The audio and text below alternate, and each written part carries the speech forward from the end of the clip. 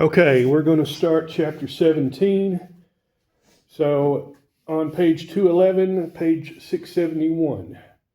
211 electronic, 671 if you're following along in the paper copy. This is going to be about the digestive system. Now, the digestive system is unlike anything we have discussed before, simply because it contains so many different organs. It has basically two components. Number one is the digestive system accessories, the accessory organs. These are things that participate in the process, but do not directly have anything to do with processing the food themselves. In other words, the food passes through a long tube from mouth to anus. The accessory organs supply stuff to the food in the tube to help break it down. The digestive system has one function and one function only, and that is the extraction of energy and nutrients. The extraction of energy and nutrients. Extraction from what? Well, pretty much anything that goes in. The second part is called the alimentary canal. The alimentary canal. It may also be called the GI tract or the gastrointestinal tract. This is the tube that all of the food goes into and the waste empties out of.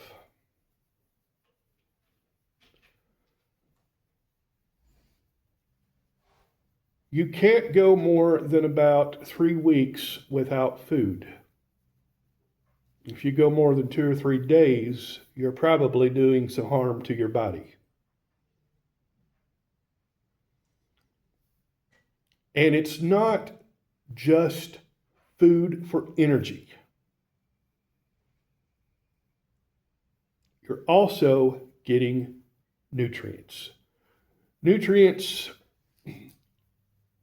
are substances that are needed in small amounts for proper body function.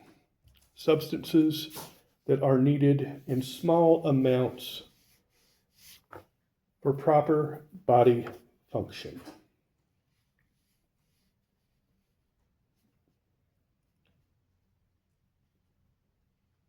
So let's take a look at the alimentary canal. It's a muscular tube. It's about 8 meters in length. 8 meters in length. That's about 26 feet if you prefer the English. And it starts with the mouth. The mouth.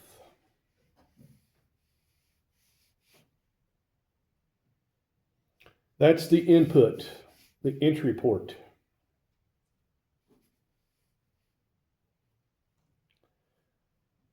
Behind the mouth, you have the pharynx. The pharynx. This is where the mouth and the esophagus connect. It contains another opening that goes directly to the lungs. There's a little flap of tissue called the epiglottis, epiglottis. The epiglottis shuts off the trachea or the windpipe whenever you swallow. And this is located in the pharynx. It's just considered to be that junction.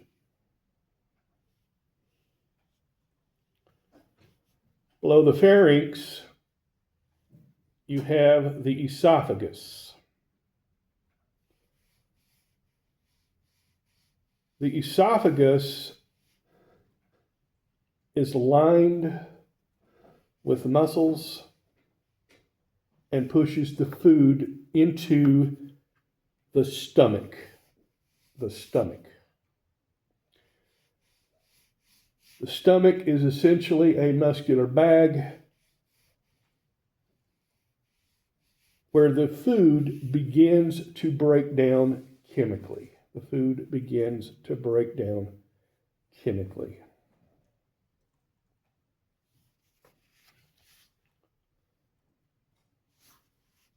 It then goes into the small intestine, where you get absorption of the nutrients. Am I going too fast?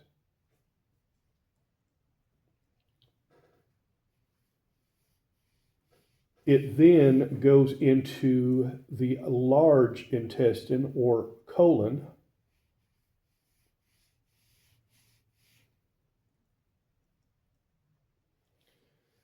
here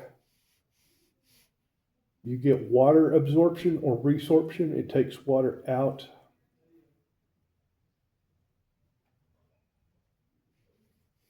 And it stores the waste, which eventually is expelled through the anus. Now that's just an overview.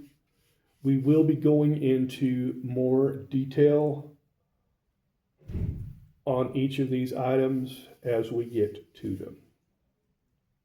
So is everybody okay with that? Yeah. We all caught up?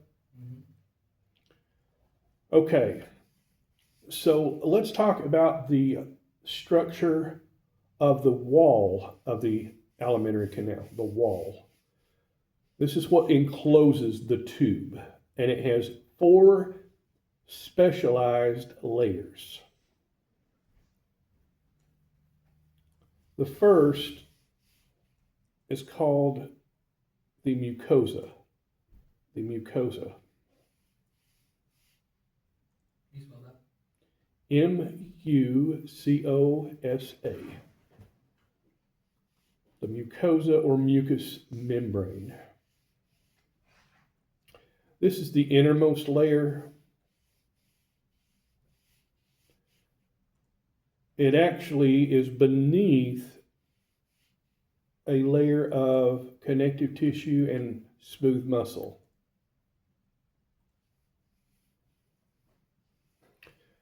It can be folded, and these projections extend into the lumen or the passageway. If it has those folds, it is to increase surface area,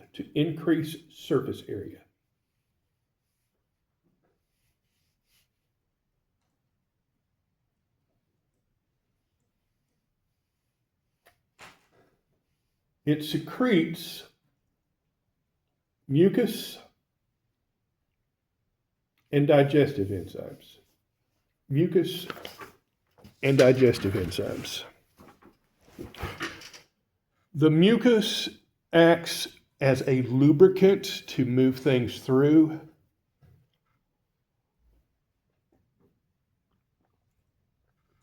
It acts as a protectant. It keeps it from drying out.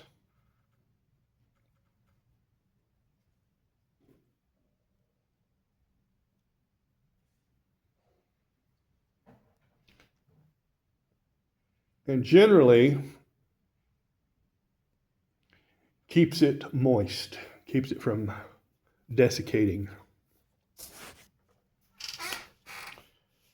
The digestive enzymes assist in the chemical breakdown of the food. Beneath this, you've got the submucosa. That is the second layer.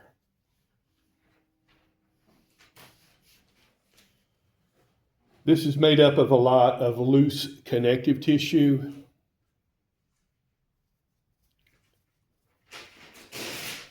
This is where you'll find glands that secrete the enzymes,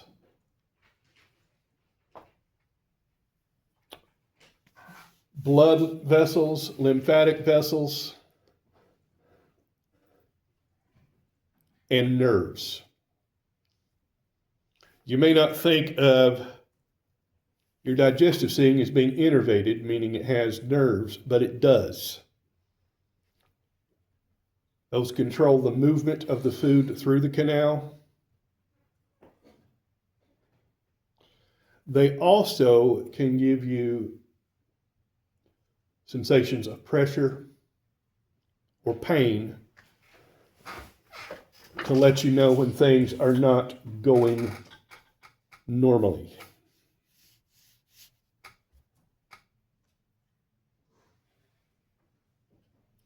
Any questions on the submucosa?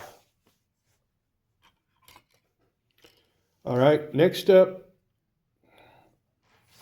is the muscularis externa. The muscularis externa. The external muscle. And this consists of two distinct layers of smooth muscle.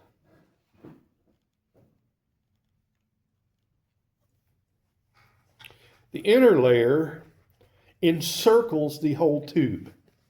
This is called the circular layer. Real original naming there, I know. What the circular layer does is it controls the diameter of the tube. It can close it down, it can constrict. We saw that with the blood vessels, didn't we? It can open up or dilate and increase the diameter. And as you might imagine, that helps control the flow of material through the alimentary canal. The longitudinal layer runs along the long axis of the tube. In other words, it's parallel to the direction of the tube. When this layer contracts, the tube contracts with it. It gets shorter. Y'all have seen worms moving along, right? Same principle.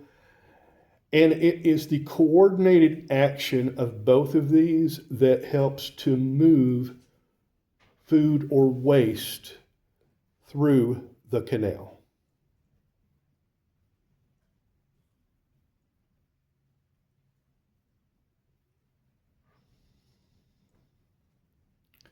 And then finally, we have the outer covering. And this is called the serosa. Serosa. S-E-R-O-S-A.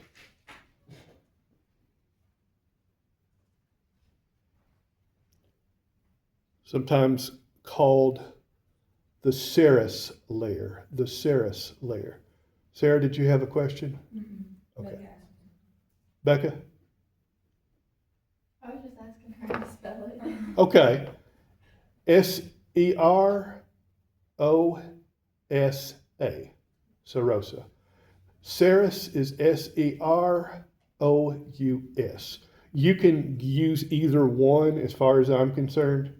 They're both correct, okay? And this is made up of epithelial tissue on the outside, connective tissue on the inside.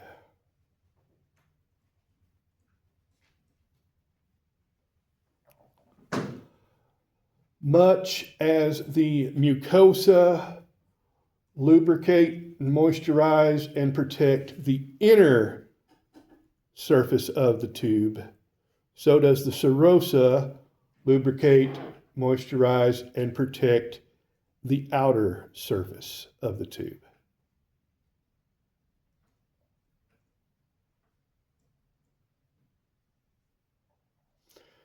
This outer layer is sometimes called the visceral peritoneum. The visceral peritoneum. Does anybody want or need me to spell that?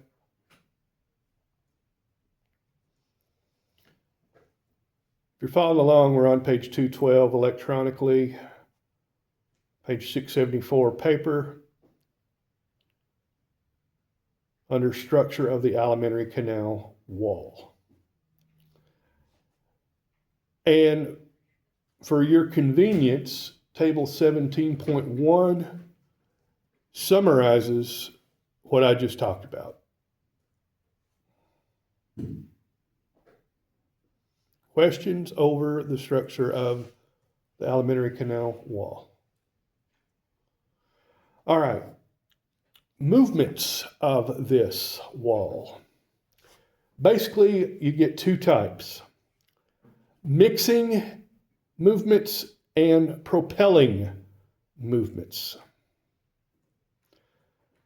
In a mixing movement, small segments of the tube contract rhythmically, which essentially gives you a muscular wave. If you've ever been inside a stadium or an arena and you've had the crowd do the wave, you've all seen how it goes around, right? Pretty much the same thing. In the stomach, once it's full, this will take place about every 20 seconds.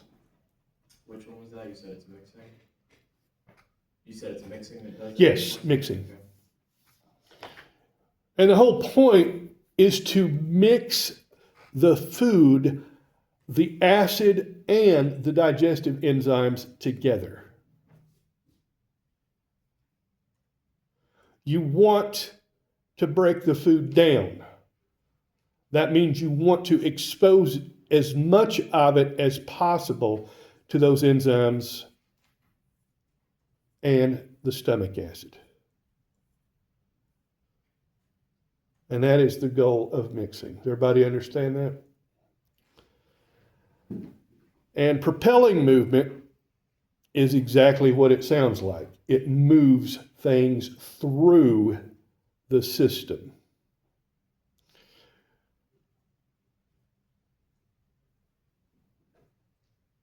This is called peristalsis. Peristalsis. Peristalsis.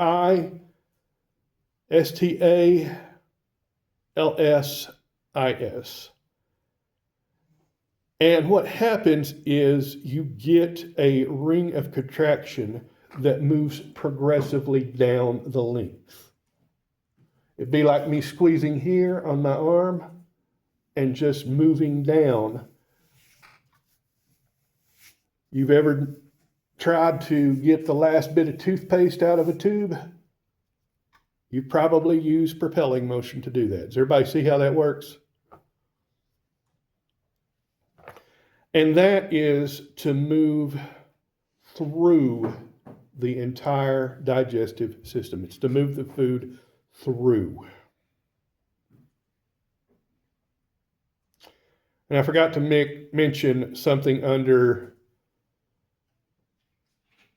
mixing movement. We talked about what the wave in the stomach. In the small intestine, you get something called segmentation. Segmentation. When you get an alternating set of relaxing and contracting. Relaxing, contracting. Everybody see how my hands are going?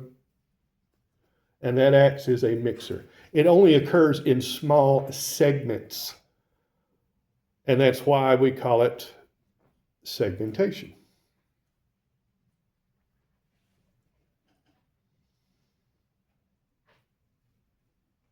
So any questions about this? Okay, this movement is regulated in two ways. Number one is the nervous system. This is the autonomic nervous system. You don't have to think about making your stomach mix the food. You don't have to think about making your small intestine move it along. It is also under the control of hormones. Hormones.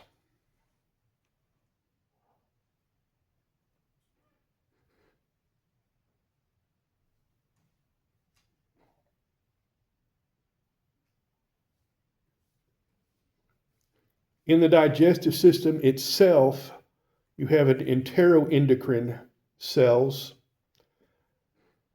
These are actually in the stomach and small intestine and cause the GI tract to move.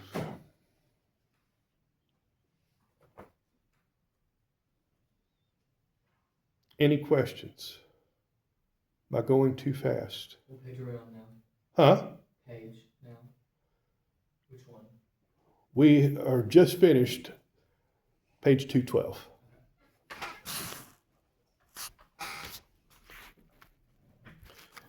Section 17.2 on page 213, electronic, or page 677 on paper, the mouth. Would you care to share with us, Malachi, what's going on? I was telling Ross about his thing. His little project. Okay, so everybody back to it. The mouth is the entry point. Digestion begins here. The two things that contribute to it, number one is mastication. M-A-S-T-I-C-A-T-I-O-N.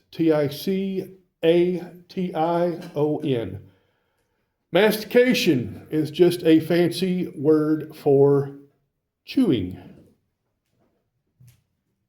This is the mechanical breakdown of food particles. The mechanical breakdown or separation of food particles.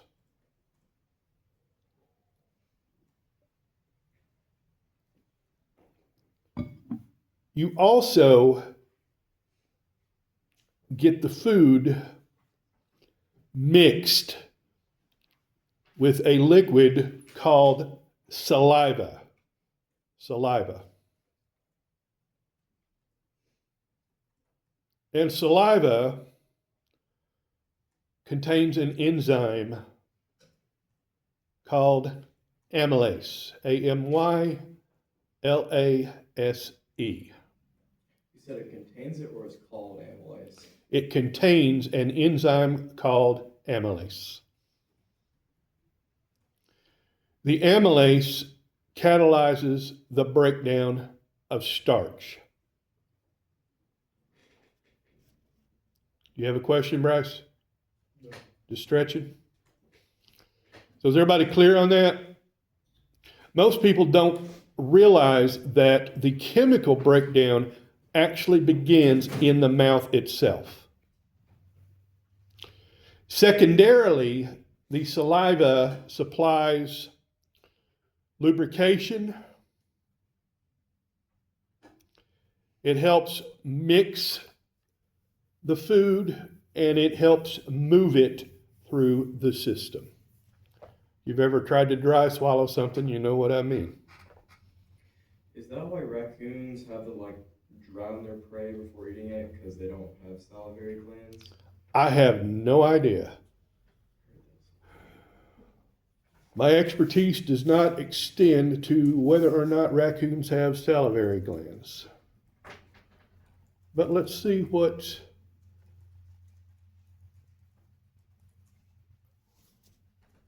according to the AI, raccoons have well-developed salivary glands. The belief that they lack these glands is a common misconception, often wrongly attributed to their behavior of dipping food in water. They wet their food to enhance their sense of touch rather than due to a lack of saliva. I wonder why they would need touch. Think about how much texture matters when you eat something. I'd be willing to bet it plays an important role, doesn't it? Yeah. There are very few foods that I will not eat, but one of them is lasagna. Not because I dislike the taste of it, but those slimy big noodles with that nasty, nasty cheese sliding down your throat, no way. I love lasagna. I think it's so good. This explains much, Malachi. Well, It's just okay. I'm just showing you how texture can play a role. Question? No, I'll say you do it. Okay. So everybody got that part down? Now I want you to make sure that you also understand the mouth plays a role in a couple of other areas. Number one is communication. Communication.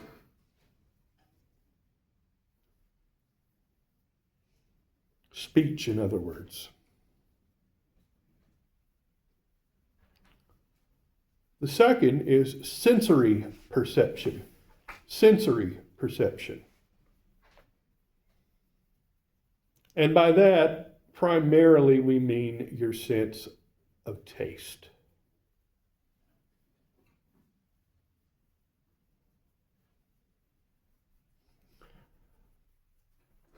Taste, as a reminder, is a chemosensor. A chemosensor.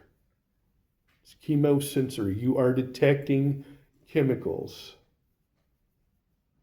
Salt, acid, sugar. You get the idea. And here we're going to get our first accessory organs. The first one we've already mentioned, which are the salivary glands. The salivary glands. The function of the salivary glands is to produce saliva.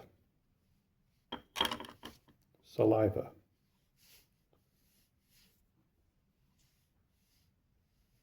These are generally below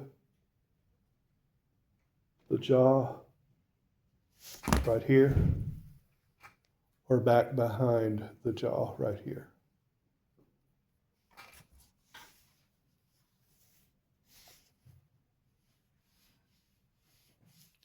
They initiate digestion through breaking down starch. They lubricate the oral cavity and the food. And they also play a role in protection. It actually has some antibacterial compounds and antibodies.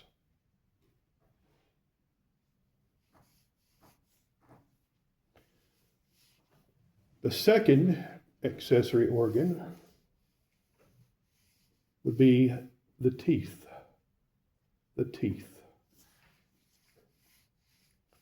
And the function of the teeth is mechanical breakdown of the food. In other words, chewing, grinding, tearing.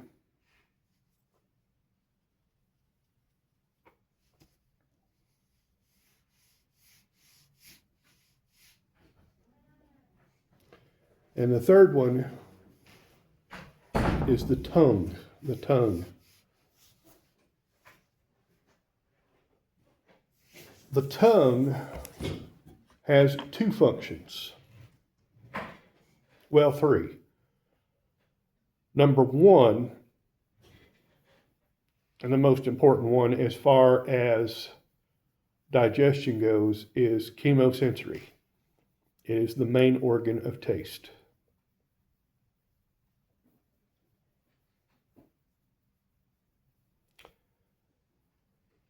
The second function of the tongue, which is also related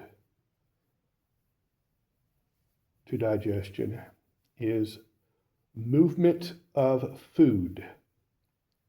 Movement of food. In other words, it moves the food around the mouth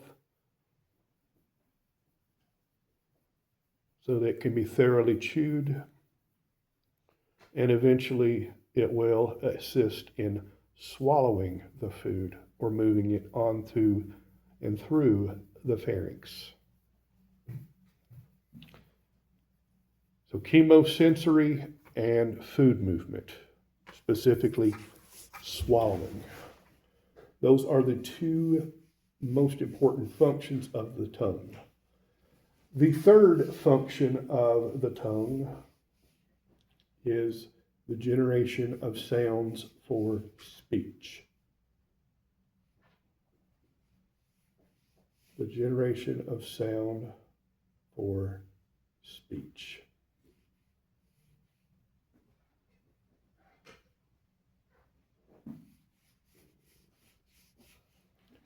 Some people consider the lips to be part of this, not the tongue, but part of the mouth. The main function of the lips is sensory and protection. The lips are the color they are because they are densely vascularized. Densely vascularized. That means they have a lot of blood flowing through them. If you've ever had a split lip, you know what I'm talking about. They're also very, very highly innervated. I-N-N-E-R-V-A-T-E-D. That means they have a lot of nerves.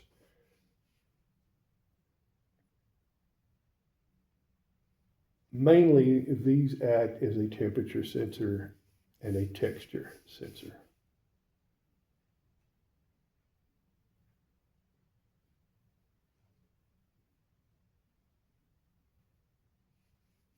Everybody okay with that?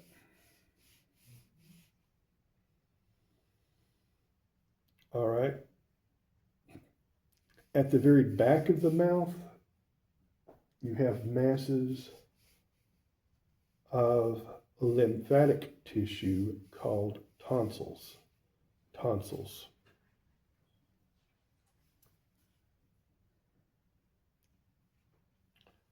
Tonsils are protective. They help catch and eliminate infectious particles that might be ingested with the food.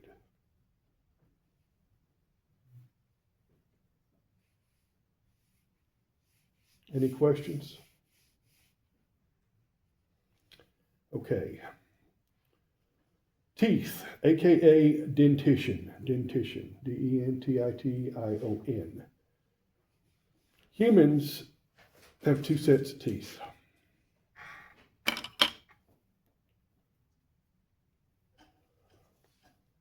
The primary teeth, aka juvenile teeth or baby teeth, these are the first set that you're born with. And generally, they are temporary. The roots will resorb, the teeth will be shed, and then the secondary or permanent teeth come in.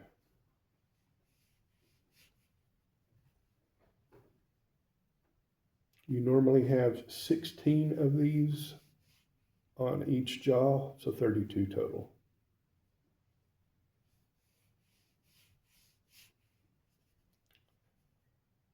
They are the hardest structures in the body. Make sure you get that down. There is an outer white layer called the enamel. This is mostly calcium salts. Beneath that, you've got a living layer called the dentin, D-E-N-T-I-N. This is similar to bone, but it is harder. And then below that, you've got the pulp, which are the blood vessels, nerves, and connective tissue.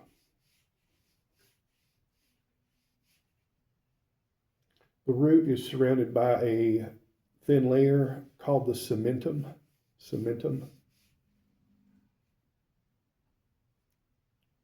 Which in turn is surrounded by the periodontal ligament.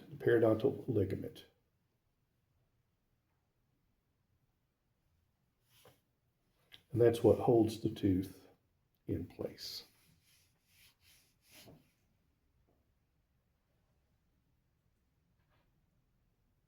Everybody with me?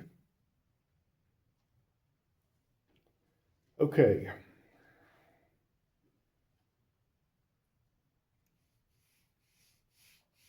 So salivary glands. Obviously, they secrete saliva. As I said, this moistens and lubricates the food. It begins to break down the carbohydrates. It also contains bicarbonate ions, HCO3 minus, and those act as a buffer to help inhibit any acids in the food.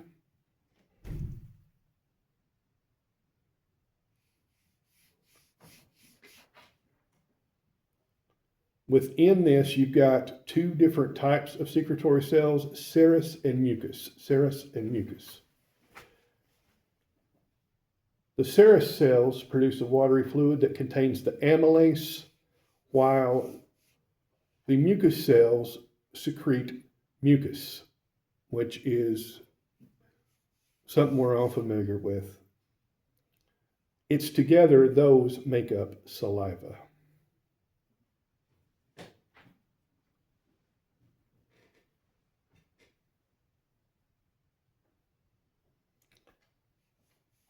Table 17.4 talks about the major salivary glands, where they're located, and what type of things they produce. The parotid glands are the one that primarily produce the serous fluid. The submandibular glands produce some serous, some mucus. And then the sublingual glands produce the most mucus. Questions? And we're finally through with the mouth. So next up, page 215 or 683 if you're in the paper copy. The pharynx and the esophagus.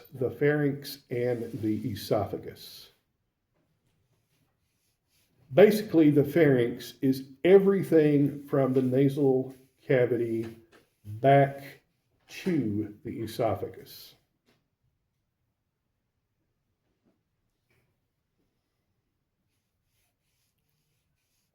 The nasopharynx links up with the nasal cavity and lets air flow in. You've also got the eustachian tubes or auditory tubes that lead from this region to the middle ear. Those maintain proper pressure in the ear. Make sure you get that down. They maintain the proper pressure in the ear.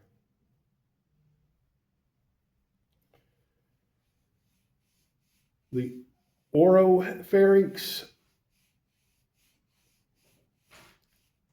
projects downward to the upper border of the epiglottis. And this is a passageway for both food and air. And then finally, you've got the laryngopharynx. And this is from the upper border of the epiglottis down to the lowest layer of cartilage of the larynx.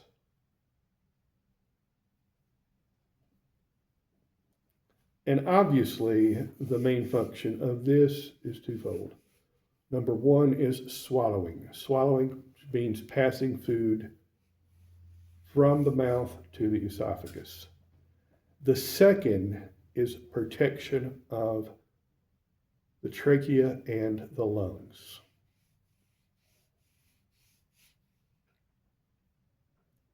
The epiglottis is a little flap that's attached to the larynx. And every time you swallow, it closes off the trachea. Any questions about this? We'll talk more about the larynx and vocal cords when we get to the respiratory system.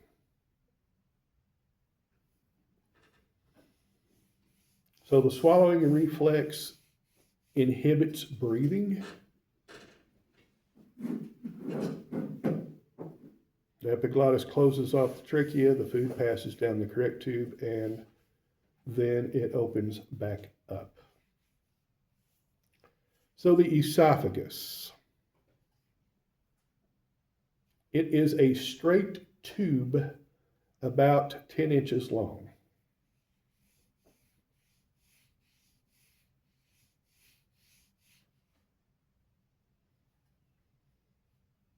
It's behind the trachea, and it passes directly to the stomach.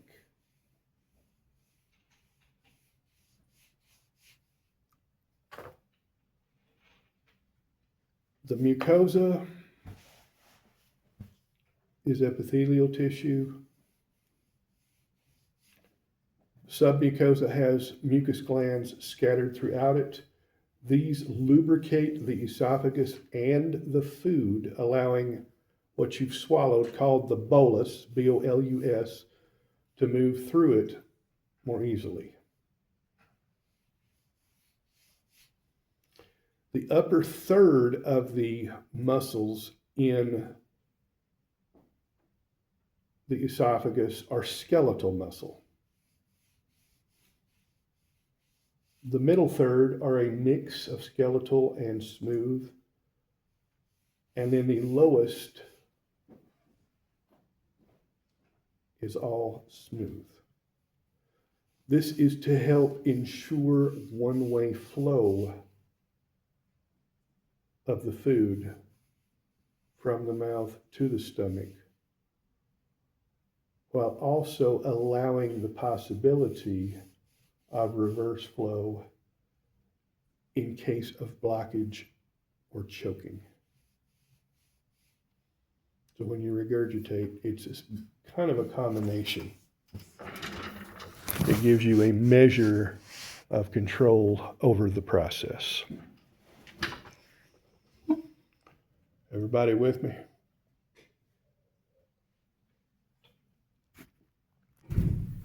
So next up, we have the stomach.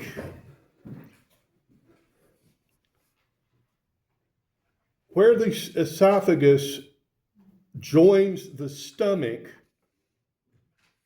you have a circular smooth muscle layer called the lower esophageal sphincter. And this closes the entrance to the stomach, preventing regurgitation.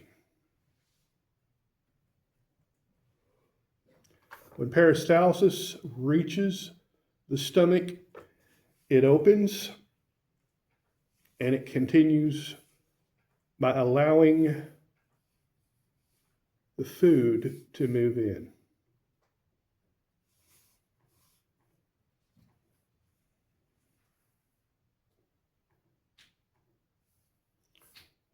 It can open and allow reverse flow, but generally that is only due to ingestion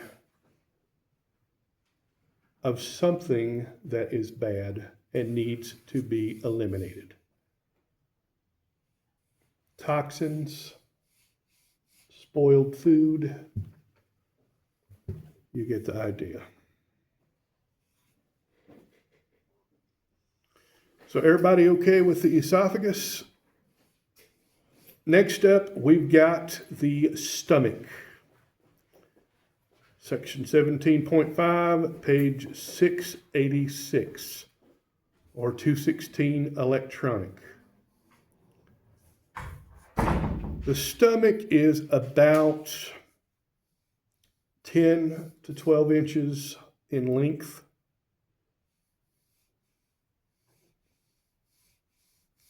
It hangs from the diaphragm.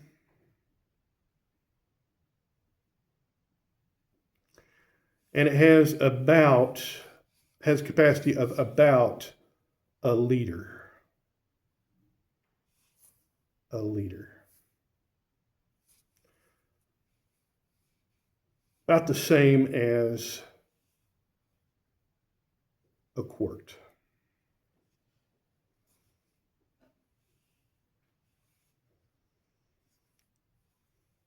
And the stomach itself is covered by 3 different layers of muscle.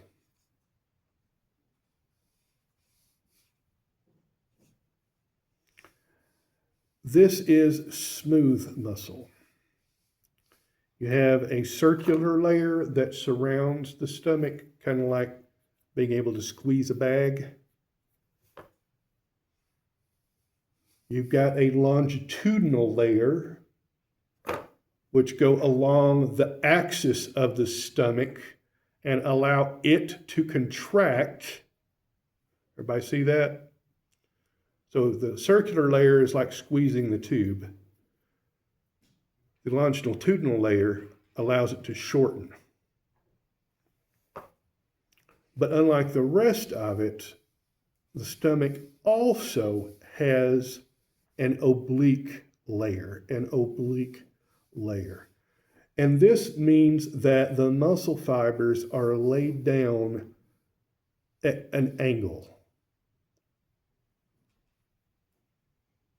almost like a spiral going around the stomach. And it's the action of these 3 different layers together that allow the stomach to move in so many different axes. If you take a look at figure 17.17, all 3 of those are labeled for you. That is on page 685, or 684, excuse me, or 215. Now, overall, the stomach is shaped like a J. The longer portion, or the stem of the J, and most of the curve of the J are essentially just a muscular bag.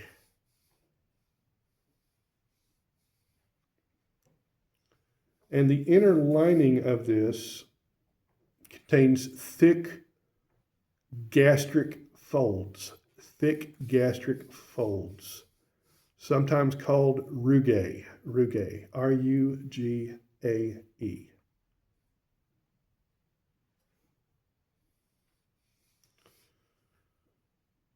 When the food arrives, those folds distend or stretch out. This allows the stomach to expand.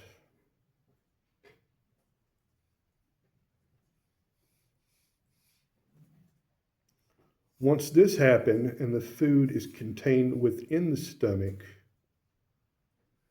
it begins to mix it with gastric juice. Gastric juice is an acidic, enzyme-rich solution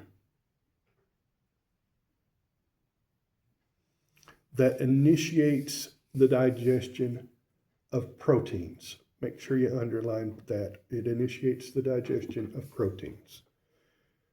Now, if you remember, we actually began the breakdown of carbohydrates in the mouth, right? With the amylase that's found in saliva. the proteins begin to get broken down in the stomach.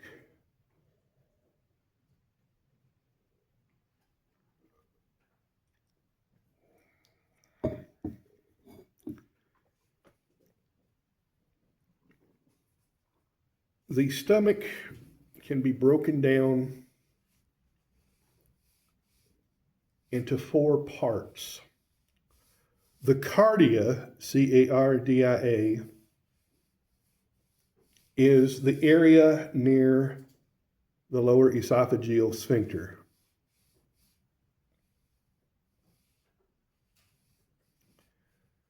The fundus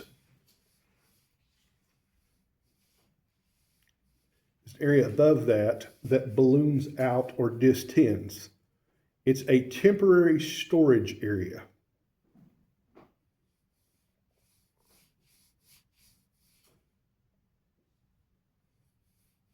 Anytime you get gas buildup, say from a swallowed air, and you need to burp, it will very often be building up in the fundus. Below this, you have the body of the stomach. The body is the main part of the stomach.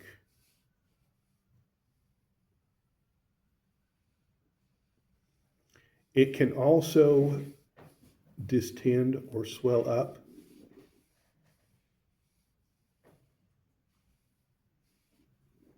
Below this, at the end of the J, you've got the pylorus. The pylorus narrows into a small funnel shape.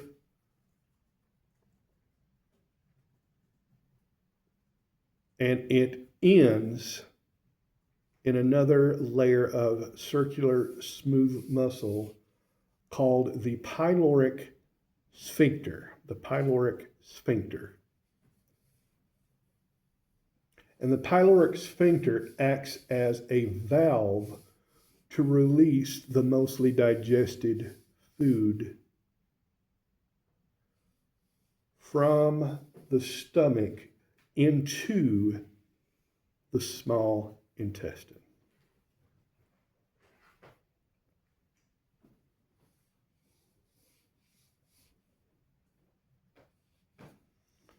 Other things to note about the structure of the stomach overall.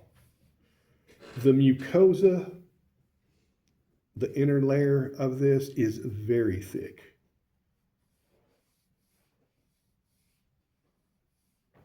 It has lots of mucus cells and gastric glands. The mucus that is produced is actually alkaline or basic, high pH.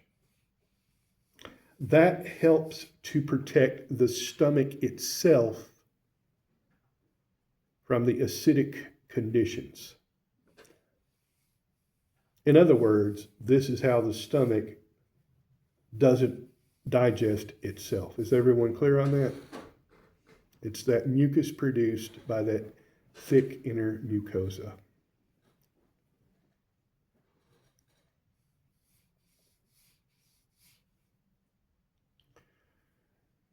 These and a variety of other cells form gastric juice.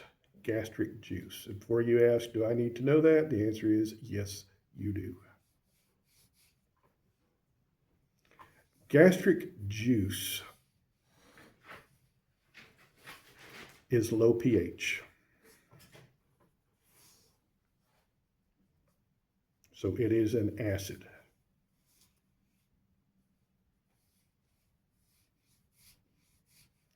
When the stomach is empty, it's actually at a pH of about 1 to 1.5.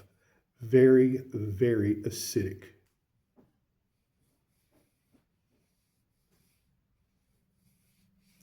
Depending on the amount and type of food after you've eaten, the pH will be anywhere between 3 and 7.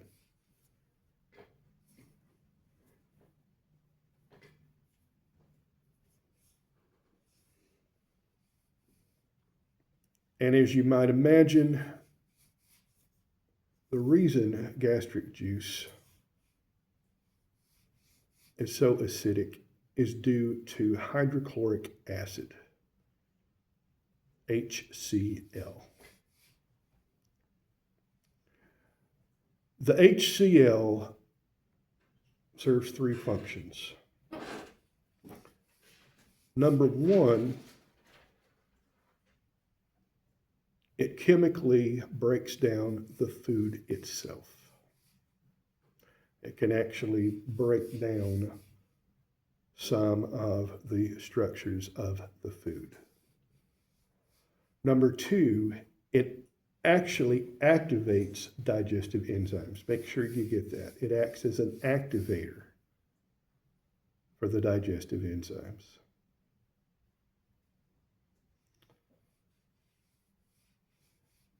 And the third one that you probably don't think of, but should make sense once you think of it, is protection. Specifically, any kind of pathogen or microbe that you have ingested accidentally with your food. It's very, very good at killing those things off. And that is a good thing for your health. Interestingly enough, the pH of the human stomach is much lower than that of most animals.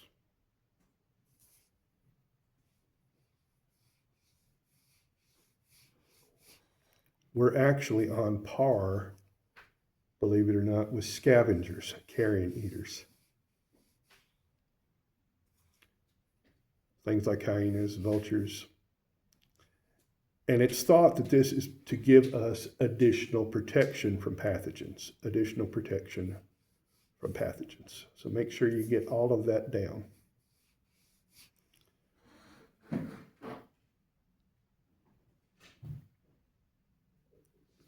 And it looks like we have reached the point of diminishing returns. Am I right? How many of you want me to keep going? How many of you would like to take a break now? Okay, we'll stop there for now.